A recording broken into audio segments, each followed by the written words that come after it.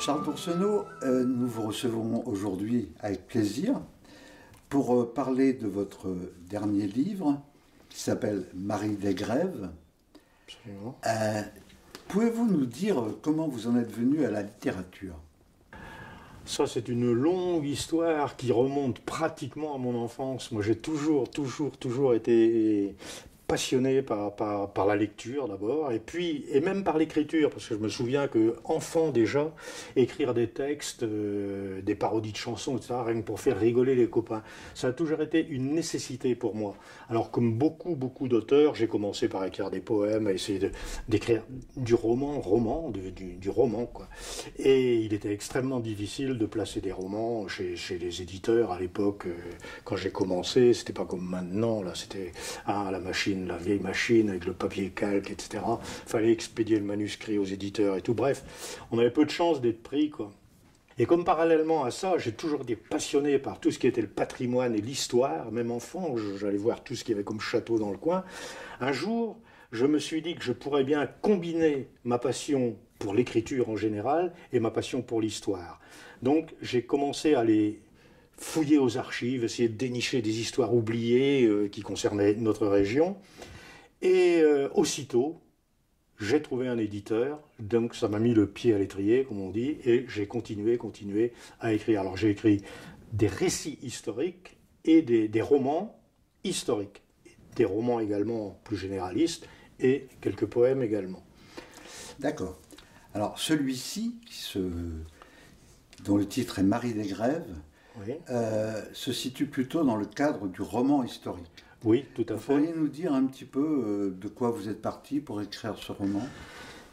Alors, Marie, c'est effectivement l'héroïne du roman parce que je me suis passionné pour deux femmes que je trouve extraordinaires dans l'histoire, deux femmes qui ont réellement existé. La première est hyper connue, c'est Marion du Faouët, une vie extrêmement passionnante.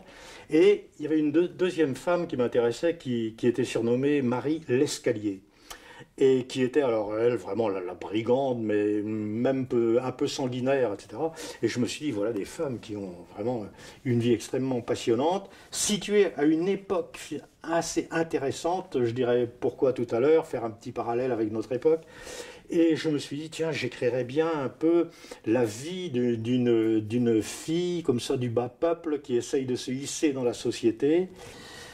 Je me suis lancé là-dessus, dans l'histoire, en me disant qu'elle finirait sans doute par faire également du brigandage et tout ça. Et puis, c'est ça qui est assez étonnant quand on écrit un roman, une fois qu'on est plongé dans l'histoire, à un moment, les personnages, c'est eux-mêmes qui décident de leur destinée en quelque sorte.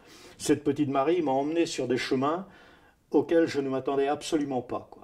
Donc j'ai dévié, si vous voulez, la rencontrer. Elle est tombée dans un milieu libertin à Tréguier, tout début XVIIIe siècle, et son destin n'a pas été celui que moi j'avais prévu au départ. C'est assez curieux, la puissance des personnages quand ils nous habitent comme ça. Oui. Alors, elle a quand même transgressé une loi implicite, cette petite Marie Desgrèves, puisqu'elle a connu un amour avec un noble. Oui, voilà, c'est ça, oui. Vous pouvez en parler un petit peu? Elle avait donc été recueillie, oui, on peut dire recueillie par cette famille-là, où la comtesse était une femme très charitable, et effectivement, elle a entretenu une relation avec l'un des fils, le fils cadet, qui, lui, n'avait pas grand chose à espérer d'un héritage, vu qu'il avait un frère aîné, et qui donc a décidé ils sont tombés follement amoureux l'un de l'autre, ils ont décidé de s'enfuir ensemble. Évidemment, dans la famille, il était hors de question d'accepter une telle mésalliance. Et donc le comte, le père, va tout faire pour briser cette idylle, quoi.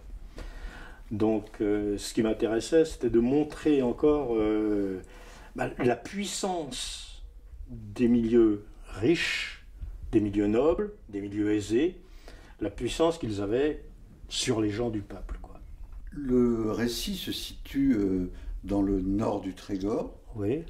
Une petite échappée en goélo, proche de la mer, Lannemezan, oui. Port-Béni, enfin, Pleubian, c'est ça. D'ailleurs, la mer joue un rôle dans cette, Oui, cette histoire. comme en fait symbole de la liberté aussi. Elle passe son enfance à courir les grèves, etc. Et effectivement, c'est la liberté, le grand air, voilà quoi.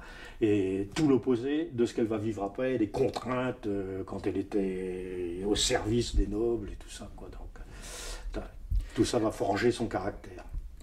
Il y a semble-t-il aussi, et vous le dites vous-même d'ailleurs, euh, un- une liaison entre cette époque du XVIIe siècle et notre époque à nous. Notre époque. Oui, oui, oui, on peut le dire effectivement. Je me suis rendu compte en écrivant cette histoire, qui par ailleurs autrement est bâtie sur des documents d'archives, des documents d'époque vraiment irréfutables, quoi.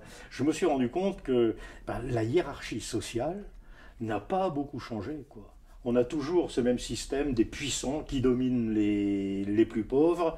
Et puis voilà, donc on se rend compte finalement que l'histoire n'a pas servi de leçon, l'histoire se répète, les choses se répètent et jamais on a tiré une leçon des événements passés, quoi. Des périodes dans le bouquin précédent qui s'appelait Chaque jour vers l'enfer, dont le titre pourrait également rappeler un peu notre époque. Là c'est pareil, je voulais montrer à quel point dans les périodes de décomposition sociale, tous les abus devenaient possibles. D'accord. Ben, je vous remercie, Charles. Je vous en prie.